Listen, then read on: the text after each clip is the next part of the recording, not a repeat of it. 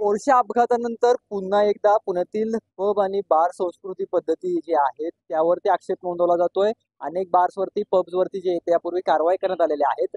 परंतु यापूर्वी किती नेमक्या कारवाई झालेल्या आहेत याची माहिती काँग्रेसच्या काही कार्यकर्त्यांनी जी आहे ती मागवली होती आणि जवळपास एका वर्षामध्ये 297 जे आहेत त्या कारवाया एक्साईज डिपार्टमेंटने यापूर्वी केलेल्या आहेत. एवढ्या कारवाया करून देखील काही बार पब जे आहेत ते चालूच आहेत. नेमकं काय आक्षेप आहे? अनेक पब, 2 पब दाखवले जातात आता सध्या कारवाई केलेले. एक हॉटेल आहे, एक पब आहे.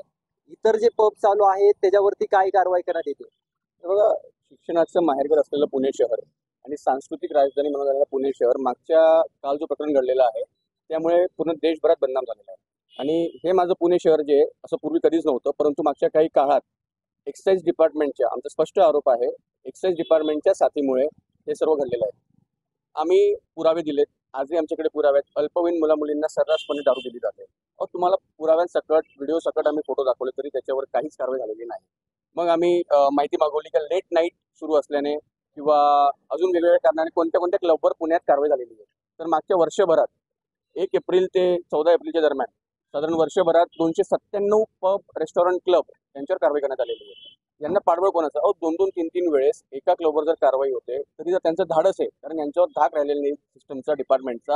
यांना माहिती आहे एक्साईज डिपार्टमेंटवाले आले, झालं आपलं काहीतरी असेल अर्थपूर्ण जे काही गोष्टी असतील ते घडल्यावर आपलं परत सर्रासपणे सुरू होणार आहे.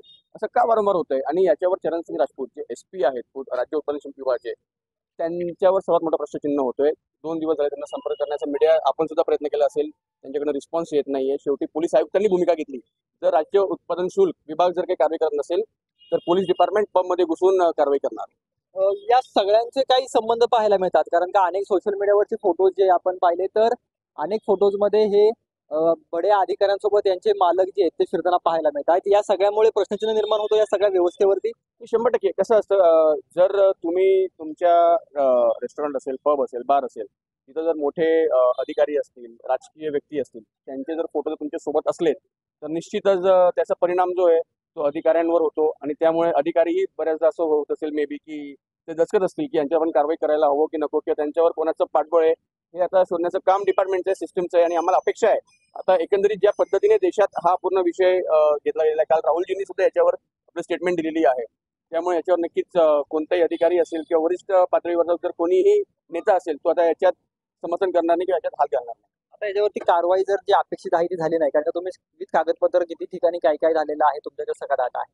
जर कागदपत्रांवरती म्हणजे काहीच कारवाई इथून पुढच्या काळामध्ये झाली नाही, जशी ती परिस्थिती राहिली तर तुमची भूमिका काय असेल? काय झालं, एवढी मोठी माहिती आम्ही जवळपास येत नाही, तर 200-300 पानांची माहिती आहे जो RTIच्या माध्यमातून आम्ही गोळा केलेली आहे. ह्याच्यामध्ये एका एका ह्याच्यावरती असं नाही की कारवाई झाली नाही, कारवाई झालेली. एका पबवरती 3-3 वेळा कारवाई झालेली.